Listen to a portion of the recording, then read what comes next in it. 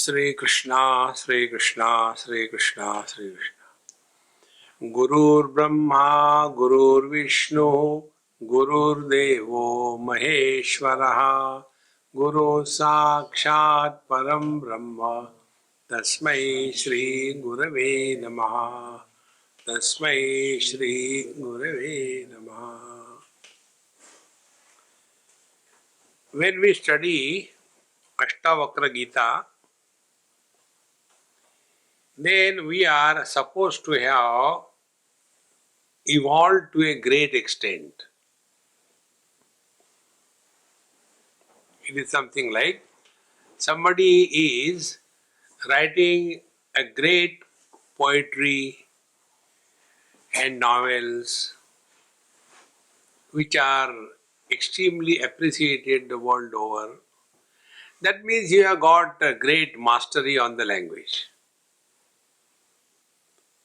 And if that person asks a question, hey, excuse me, tell me what is the spelling of truth? Then something is wrong somewhere. He must have Wikipedia'd and Googled and cut paste and made a book. In the same manner, when we are studying Ashtavakra, it means we are now far above the average things. There are 3 places where people gather. 3 or 4 places. One is the entertainment programs of Hollywood and Bollywood. Huge crowds. And they go after paying through their nose. The second place people gather is the hospitals, where nobody is invited. All the people come to the hospital because they are having some health issues. Then the third place is the gym. And if you see in the entertainments, in the hospitals, and also the temples, yes, third place temples, huge crowds, because they want to fulfill their desires. And the fourth place is a gym. Gyms are available 24 hours and all the machines are waiting there and requesting, please come. Become one member and get 20 free. And even then, there is hardly any person in the gym. Now what is the reason? The reason is, gym only those people visit, those who are healthy and those who want to maintain their health. Unhealthy people don't go to the gym.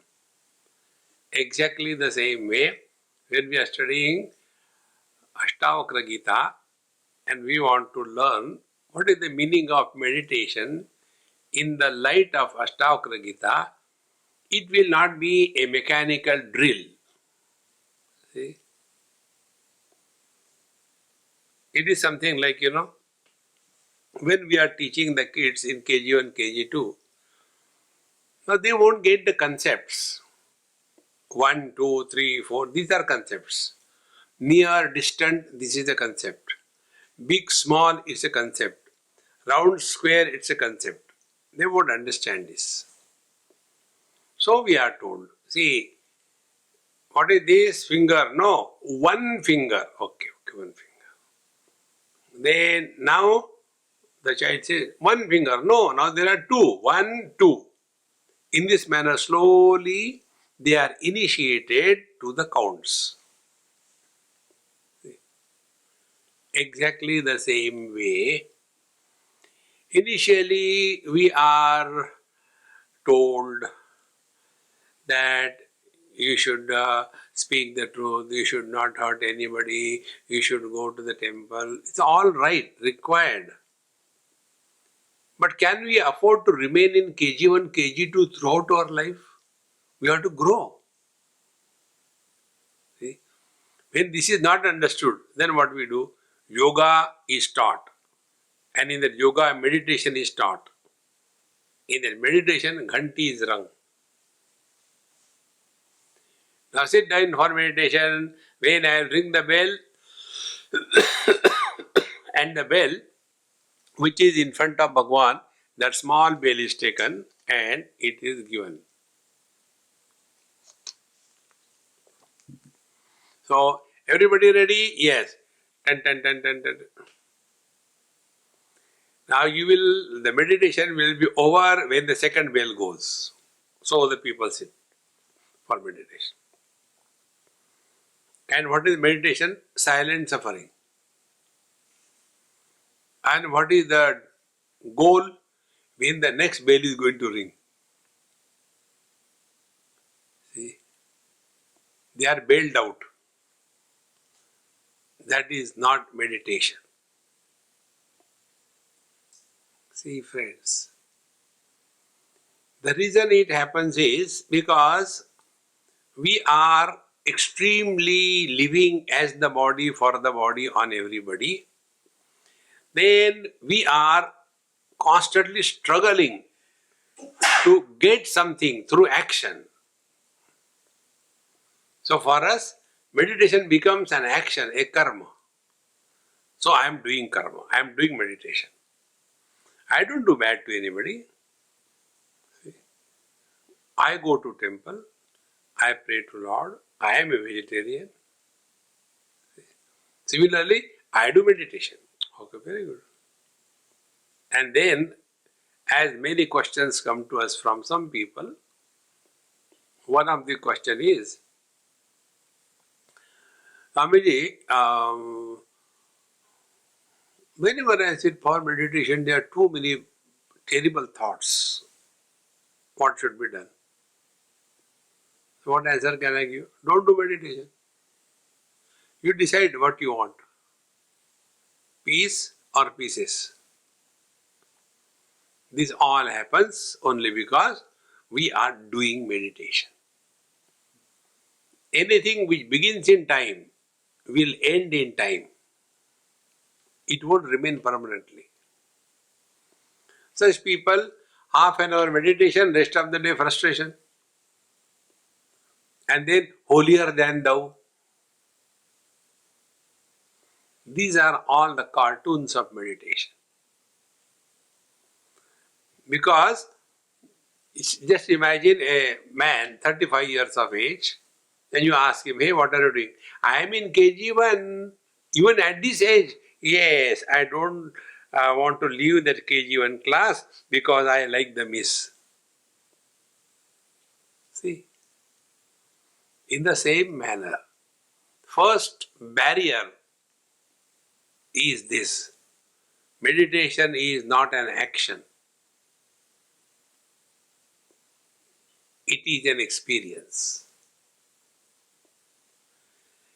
Experience is a noun and action is a verb. So, when we do meditation, it is action. It will begin in time, end after some time. And when it is experience, it will always remain the same.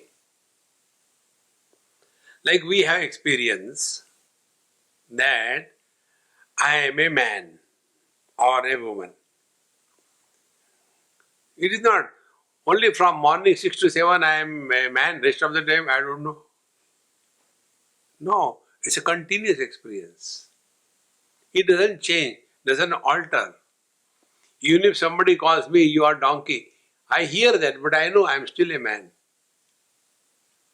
That living in meditation is the ultimate in meditation. See? And therefore, we are told what exactly meditation should be.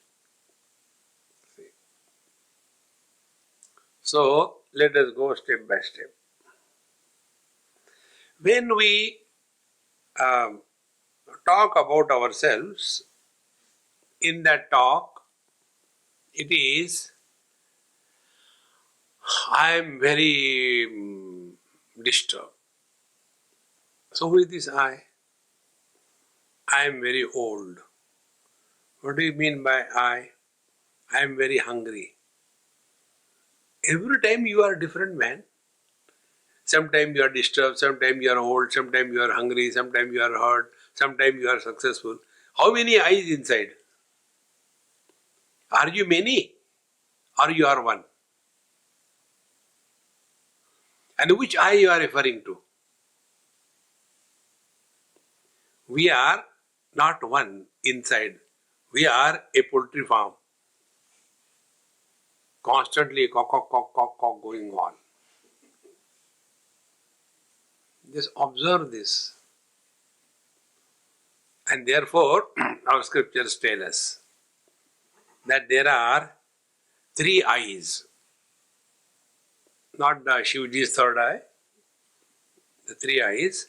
One is the real I, called technically as Mukhyatma. Second is called as the Mithyatma, the illusory I.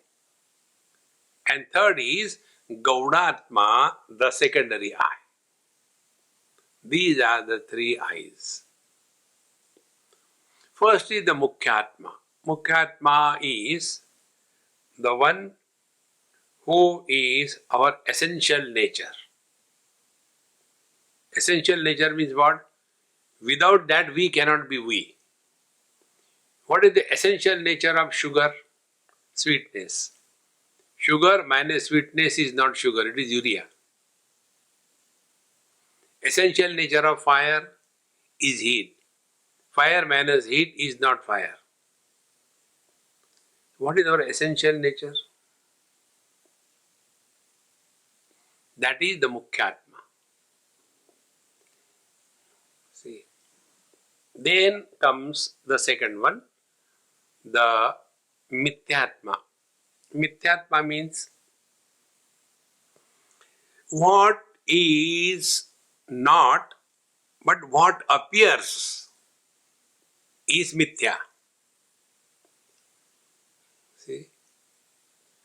Like the rainbow appears but doesn't exist.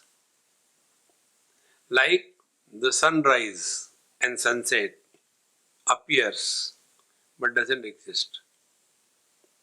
Like the blueness of the sky appears but doesn't exist. Mithyatma. This Mithyatma is none other than identification with the body. See, our understanding is because of the body I am. If the body dies, I die. Because body I am. Now if we analyze our experiences, we come to know in the dream we are not identified with the body, yet we continue to exist. In the deep sleep, we are not identified either with the body or with the mind, yet we continue. See, it is here the difference between yoga and Vedanta comes. Yoga tells that because of the prana, the breathing, we are alive, and therefore prana is the Atma, the self, the real one. When prana goes, body falls dead, therefore prana is the Atma, the self. See? But what Upanishad tells, the other way around. न प्राणेन न अपानेन मर्त्यो जीवति कश्चन इतरेण तु जीवन्ति यस्मिन् एतौ उपाश्रितौ. We are not alive because of the breathing. Breathing is happening because we are alive. Because breathing is controlled. So when you breathe in and hold inner kumbhak, breathing has stopped. We don't die. Because the rule is very simple. Controller is different than the controlled. And that which comes and goes cannot be the self. See? Therefore, this Mithyatma is born after body identification. Now, after body identification, the 2G scam happens. What is the next step? After body identification, we become somebody. Mother, father, brother, sister, husband, wife, in-laws, friends, enemies, rich, poor. All these battalion is born after the body identification. And all these guys, they are miserable. Now find out, where is the husband in the deep sleep? That husband who dares not even look at the wife when he is awake or she is awake. In the deep sleep, he can snore so loudly. Where from that courage comes? Because he is no more a husband. Because not identified with the body. Just recognize this principle. And then we come to discover that those Gaunatma or the secondary selves, they are miserable who do not exist. If you can get this point across, you have learned Attavakra Gita.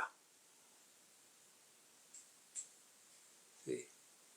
About this, I will tell you one event which happened. Then we will go deeper.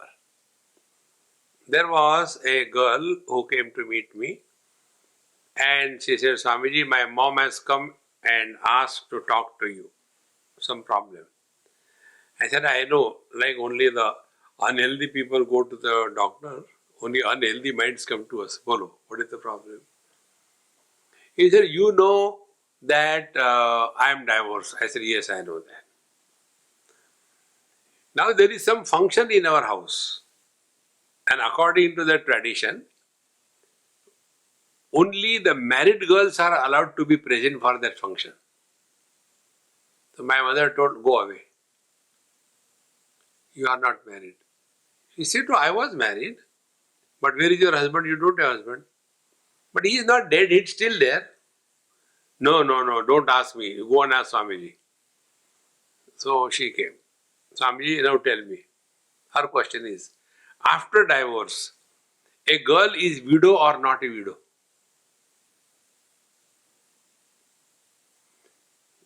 Then I became very serious. I have studied all the 4 Vedas. But nowhere in any Veda this is mentioned that after the divorce, the girl is widow or not widow. Because who is a widow? Whose husband has died. In divorce, nobody dies. Now the question comes, where is the wife and where is the husband? Where they have gone after divorce? And who are miserable? These non-existing entities. This Gaunatma, this secondary self, they are all miserable. If you look within, every thought erupts from the seed called somebody. If there is no somebody, there cannot be any thought.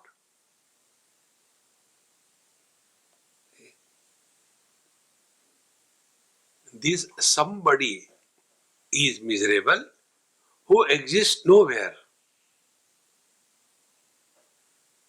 See? Separate the man from the husband and show. Like we can remove our clothes. See? Remove the clothes of the husband and show that you are a man.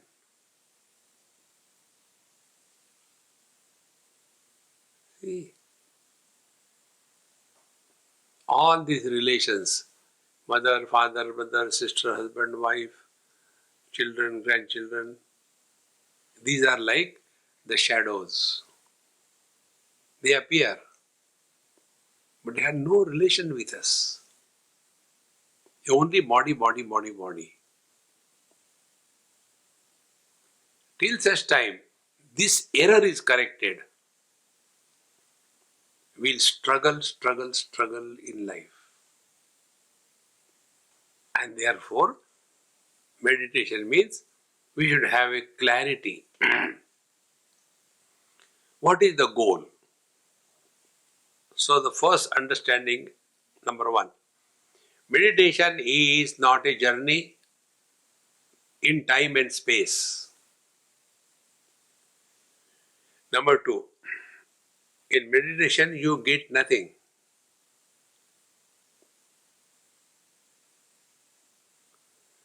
Remove that notion.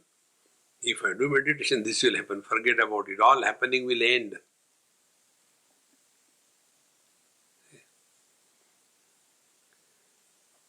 Meditation will not make you extraordinary. It will take away all your extra.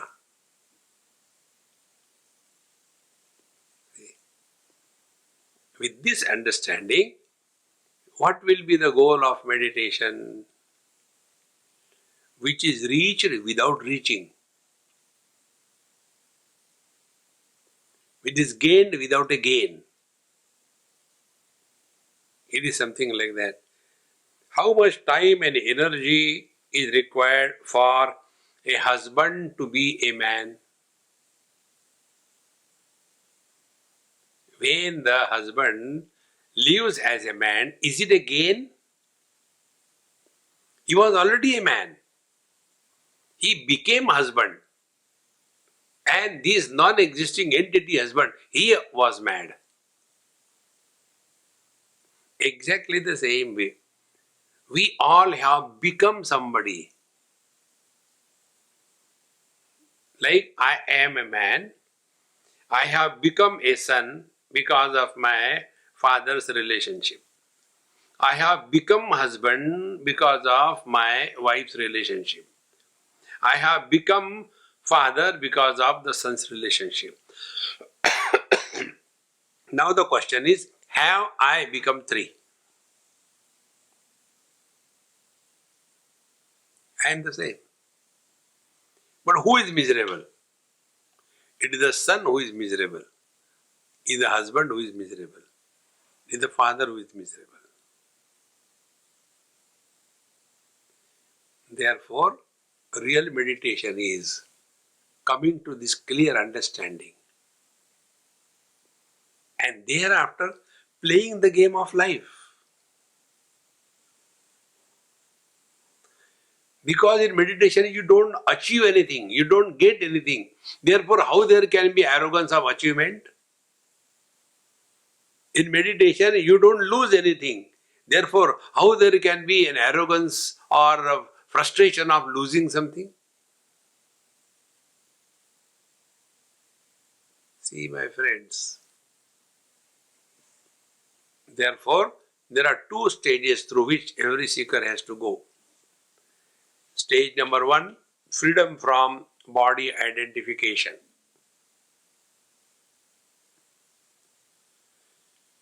Anything which will help us get out of the body identification while living in this world 24/7. That is a spiritual practice.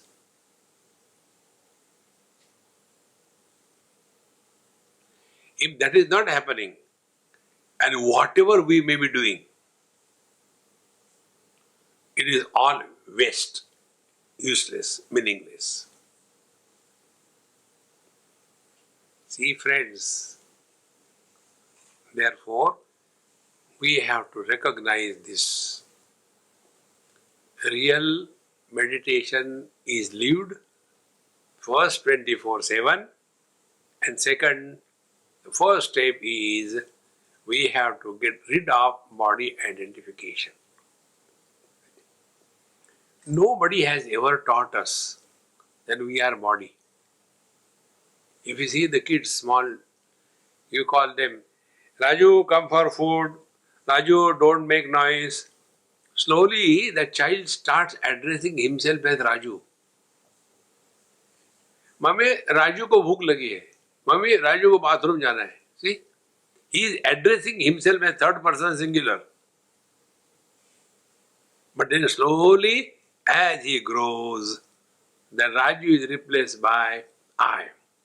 I want to take food, I want to do this, I want to do that. And slowly, only by sheer habit, we have fallen in the trap of body identification. Only abhyas, practice. And this body identification becomes very strong when further layers are imposed on that. Now what are the further layers? Then I am Indian, I am American, I am man, I am woman, I am rich, I am poor, I am fortunate, I am unfortunate, I am educated, uneducated. There is no end to these. And such a huge burden we carry, and under any burden you can never be happy. The basis is body identification. Therefore, when we are trying to attain this experience, what are the things to be contemplated upon?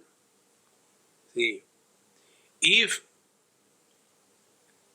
the miseries of our life are because of wrong notion, it can be corrected only by right understanding without creating new notions.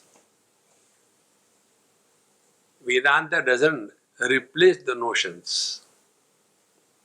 In yoga, first I was a bhogi, now I am a yogi. First I was eating non-vegetarian, now I don't eat non-vegetarian. First I was drinking wine, now I drink dudu, milk.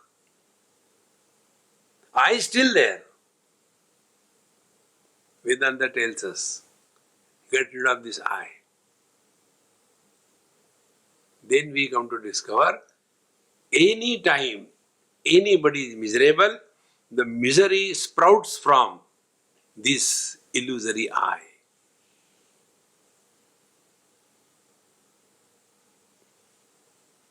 Nobody can help us in that. We have to correct our wrong notion. Now, for that, there are two aspects. Like yesterday I mentioned you, the disease is arrived at by studying the symptoms. So, disease of body identification is diagnosed by the symptoms. Which are the symptoms? Number one, possessions. Number two, relations. Therefore, possessions and relations should not be taken seriously in life.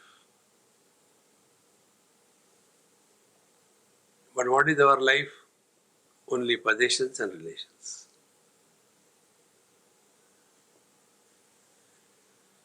And therefore, let us again and again recognize this truth, that when we are sitting, we assert what it is like being other than the body.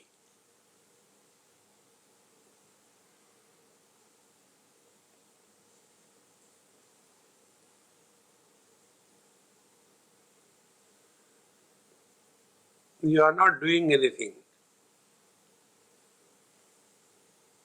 You are just playing.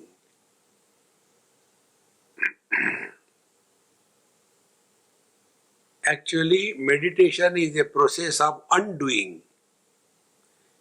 It is not an act of doing something. So, we start the process of undoing.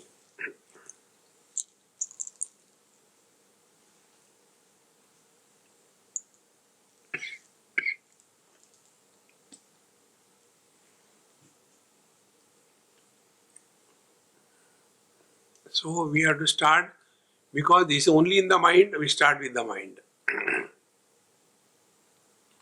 What it is like being other than the body. So now we study the body. Body is having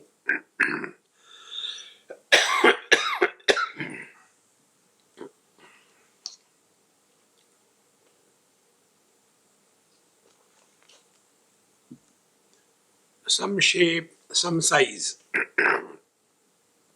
some form.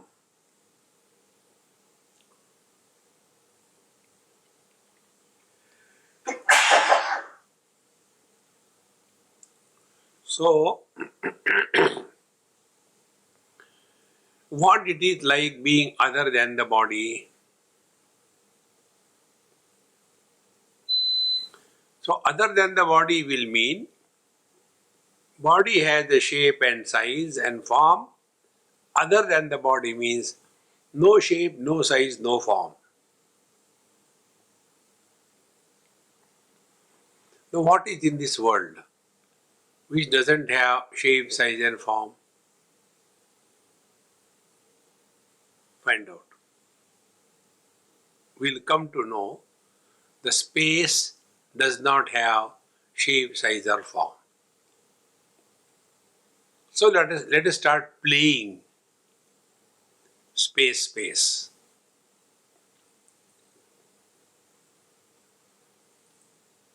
So now the mind is dropping the body shape and trying to comprehend the space.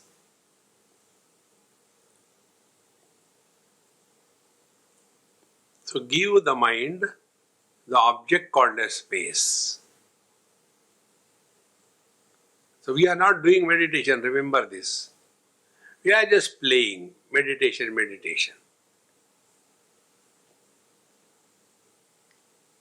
What it is like being space.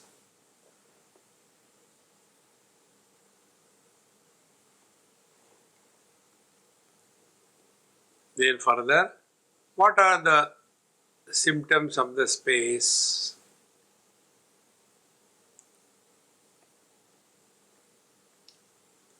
Space supports the remaining four elements.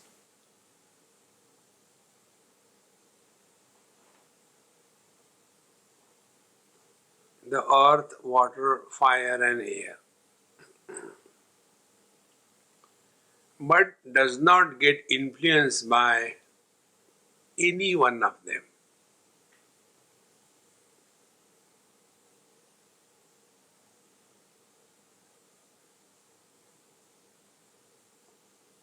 So if we are playing space, what should happen? None of the objects of the world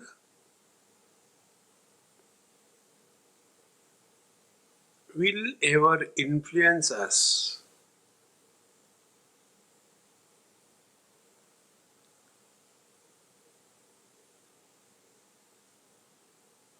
So all the problems of possession and relation, possession and giving up the possession, all they will be null and void.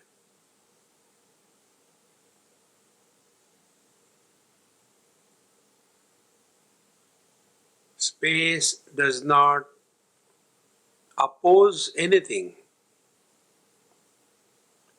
supports everything,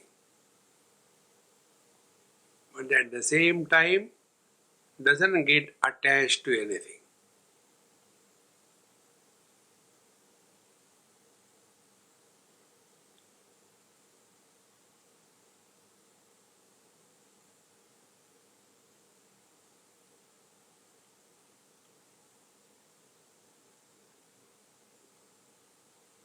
These four elements in the space do not add any burden to the space. It is not that the space is thick at the sea level and it is thin near the moon.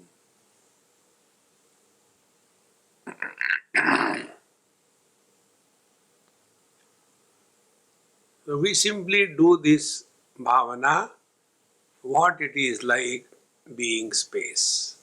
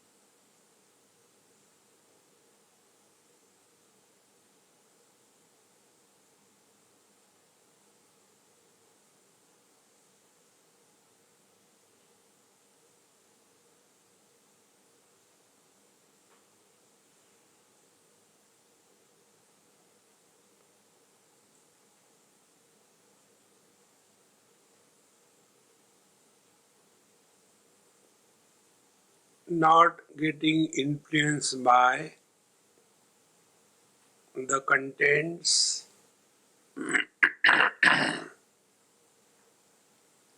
is natural to the space. There are no efforts. To that level, to that extent, when the things of this world will have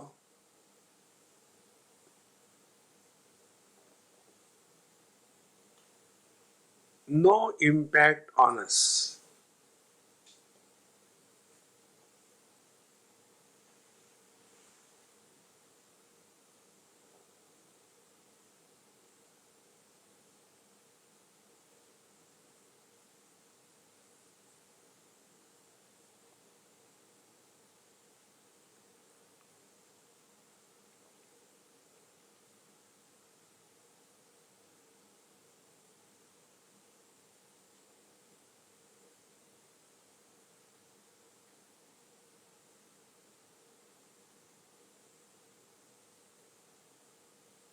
Then one day, by God's grace, it will click that I am not in the body, but the body is in me.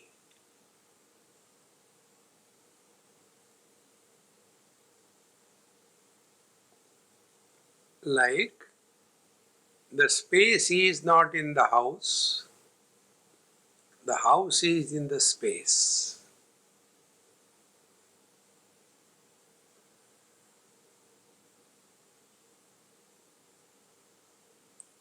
This barrier of body identification must be transcended.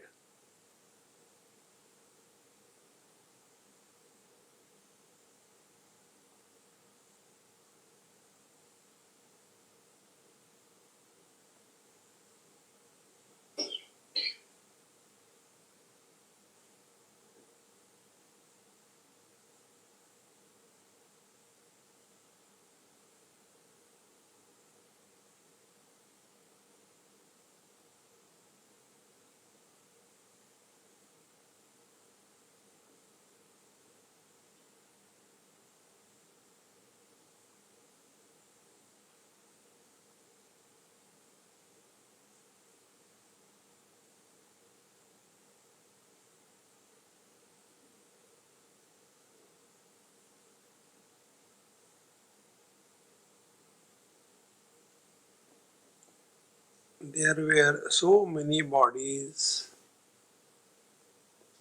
but we are one.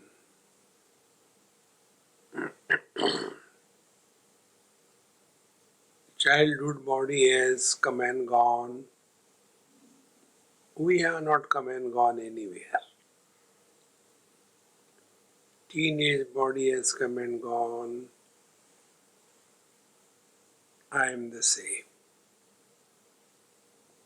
Like in the same spot in the space, there are cottages, then there are apartments, then there are mansions, then there are volcanoes. It makes no difference to the space. Exactly.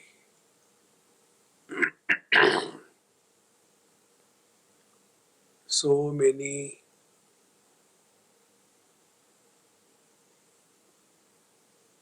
bodies have come and gone.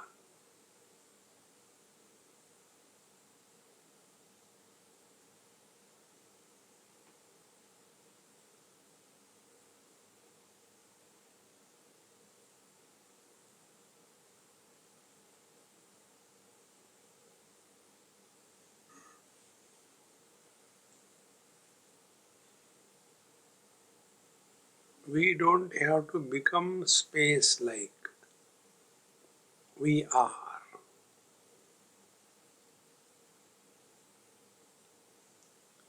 If there is no space, no shape or form is possible. If I am not there, no body is possible.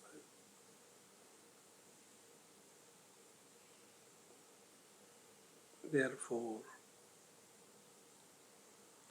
the body is in me. Get out of the body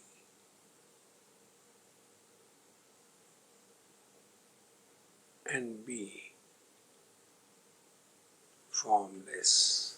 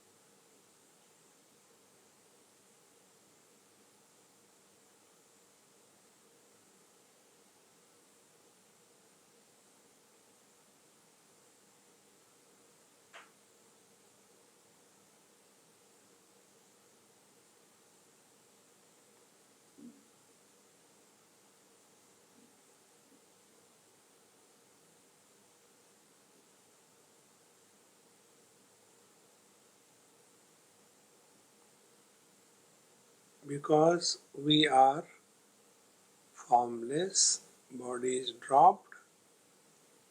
Therefore, there is nothing that you are seeing or trying to see.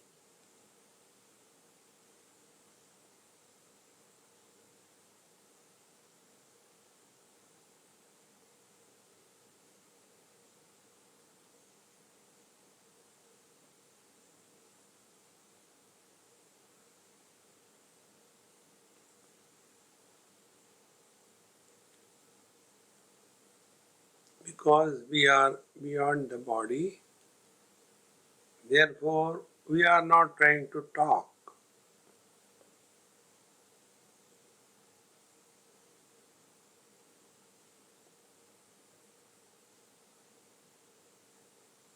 When identified with the body, then only we see, talk, hear. Outside the body, like in deep sleep, we don't talk, we don't see, we don't hear.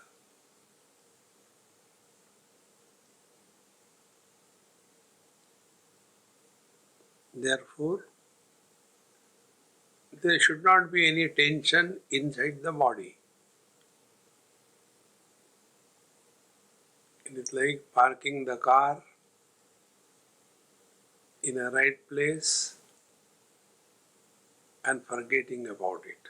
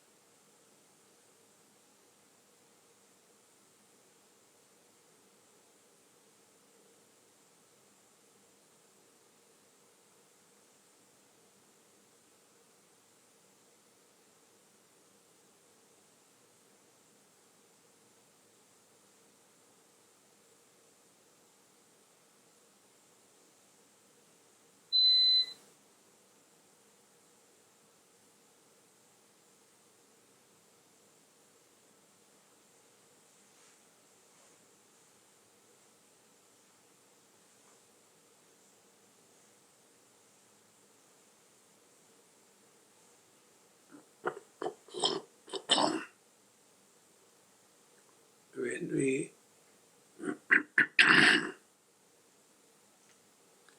play meditation and not do meditation, the result is meditation is neither successful nor a failure.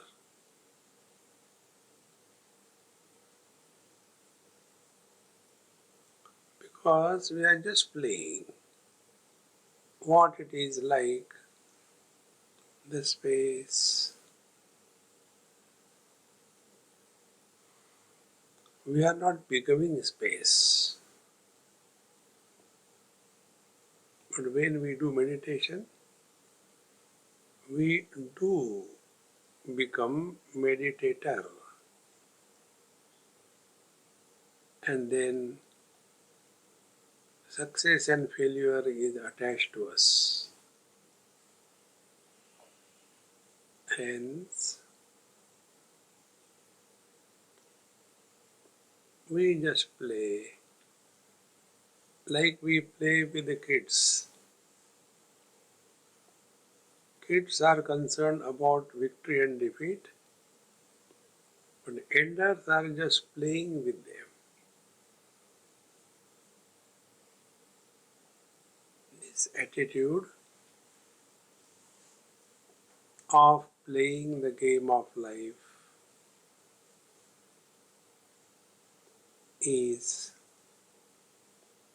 living in meditation.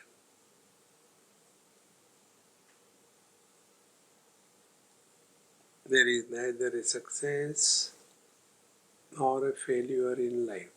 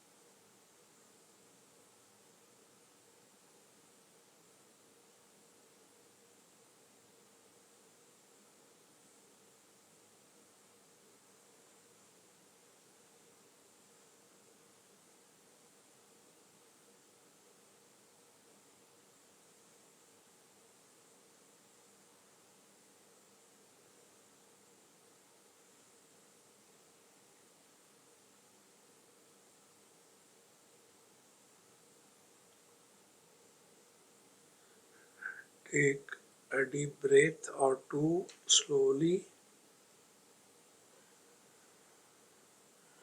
and you will see that the body is now included in the mind. Move your toes and fingers slowly. Now the concept that I am inside the body and the world is outside has become real. And now onwards we start living as body for the body on everybody. Samsara begins. Offer everything at the feet of the Lord. Don't make any memory because the experience is trance mind. Om Purnamadaha Purnamidam Purnahat Purnamudachyate Purnasya Purnamadaya Purnamevavashishyate. Om Shanti Shanti Shanti. Hari Om. Sri Gurubhyo Namaha. Hari Om.